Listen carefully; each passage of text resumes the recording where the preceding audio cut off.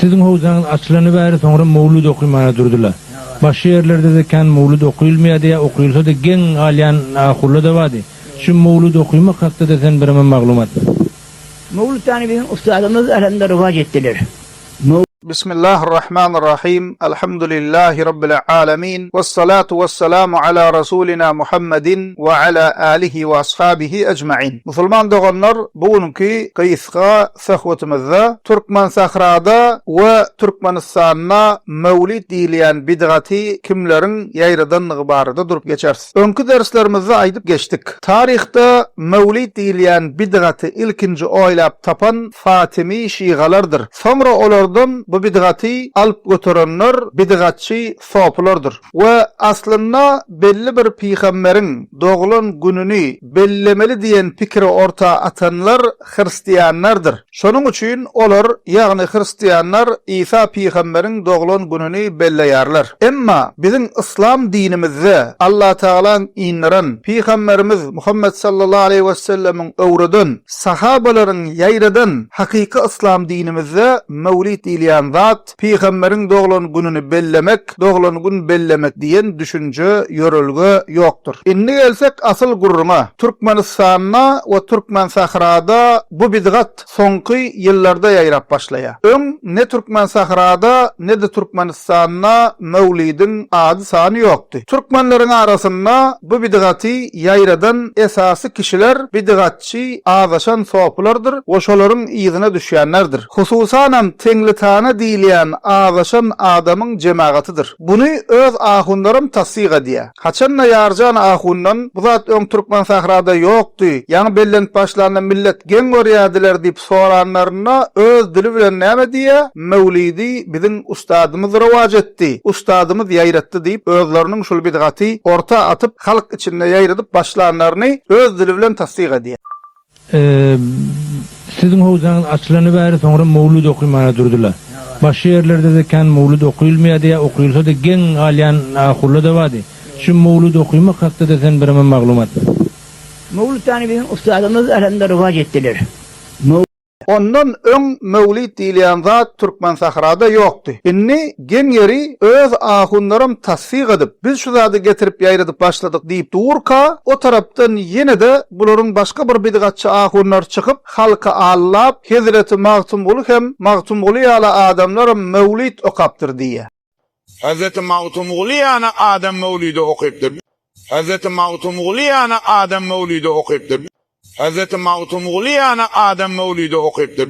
Öz pirleri dili bilen aýdyp dur. Biz ýaýratdyk, biz getirdik şunu halk içine diýip, o da gelip halka allap, magtum bolan mevlid okapdyr diýip ýalan gurlaýar. Ellerinde delil bolman soň sada adamlary orta atan bidgatlaryna inanyrjak bolup tapýan gurrunlary. Onsoň İslam dininde bir kişiniň bir zat edenligi etmänligi delil däl. Delil Kur'an we sünnet sahabalaryň edeni, icma, kıyas şulara delil diýilýär. Ondan bärde biri edipdir etmändir, kabul edipdir etmän bu İslamiyette delil bolmaýar. Saçy sakaly agaran adam ýaşuly utanman halkyň öňüne geçip magtum bolan mevlid okapdyr diýip ýalan gurlaýar. Buhari'de gelen hadisinde Peygamberimiz sallallahu aleyhi ve sellem diýär: "Inna mimma adrakan nasu min kalamin nubuwwatil ula iza lam tastahi fasna ma şit." Peygamberimiz diýär: "Insanlaryň öňkü peygamberlerden öwrenen sözleriniň birem utanmasaň islaryny ediber" diýen sözdür diýär. Ahun molla sypaty bilen halkyň öňüne çıkan adam qala Allah qala rasuluhu diýmeli. Allah diýdi, peygamber diýdi diýmeli. Kur'an we sünnetten sahabalardan delil getirmeli. Emma bular öz bidgatlaryny dogurlajak bolup her zat diýip görýärler, utanmaýarlar. Hatda bular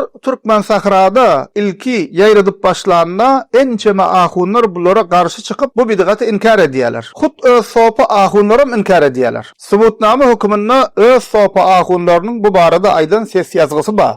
Mevludun özü kim çıkarıptır şunu? Rişan beresi etmeli, soramalı. Aya mevludu bir mereselen çıkarttırmayı. Ya sahabeler bir çıkarttırmayı. Ya muhaddisler bir çıkarttırmayı. Ya da olmadı müştehitler bir çıkarıp şu varım oyuptur, emel edilmeyiptir, gariptir. Ta inki bir zamanında geliptir emel. Yani ne kadar şunu doğrudur, ne kadar akun tasir merhum, ecmed akun tasir, Allah rahmet etsin. Ne kadar şunu dünü defa mübarez etler. Yani kara kulaklı da okuyacak bazada şöyle üstüne varıp aydardılar. Bir adam üydün çıkmışlı hakları faş değildi. Tamam mukatibatları var meyildi. Yani ol Abdülkadir Abdülkadir Akun Dağıstani Ustad bile aytşany. Şu zatlar varan bir akunmalı ve hem çekiyor ki şekeri bilen görünmeye. Hele var öyle öyle aydan net ya. Oğlun ma öyle aydan net ya. Şunu diyetlep çıkaryan adam bir şeye çıkarıyor. Devlet-i Fatimi'de. Yani bir şeyin çıkaranladığını ne kadar idame veriyor. Çekeliyer. Tamam oğlunluğun, zenananın, üyümünün, kardeşliğinin hemesini burada onu koyarsın. Bir kadın asli bolmaza hiç vaat kabul etmelidir. Biz şunu bilmeli, çıkaran adam şey eşini.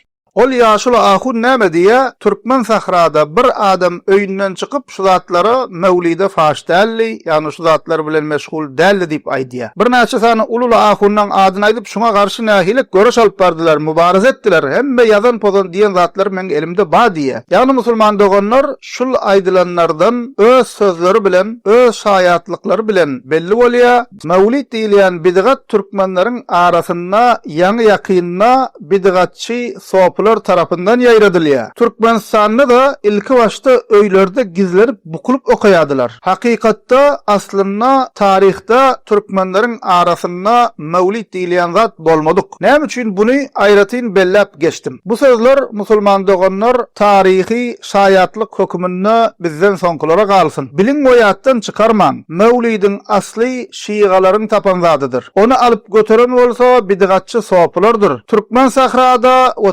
Türkmenistanna esasy şu bidgaty ýaýradan kişiler Tenglitana diýilen azaşan bidgatçy ahun we şularyň ýyzyna düşýänlerdir. Biram Türkden gelen käbir bidgatçylar bar, olaram şu bidgaty bulaşyp ýörler. Şiýgalaryň tapan mevlidini Türkmen halkynyň içinde ýaýratjak bolup Tenglitana we ýyzyna düşýänler kän ýalanlar sözlediler. Kän toslama gurulmalar ýaýratdylar. Aýry derslerimizde olar barada düşündirip geçdik. Mevlid jahil bidgatçy boş mollalaryň täze gazanç çeşmesidir. Allah Teala bize hak ýolda sebat bersin, azaşyp ýören doganlarymyza hak ýola gelmek nesip etsin. Elhamdülillahi rabbil alamin.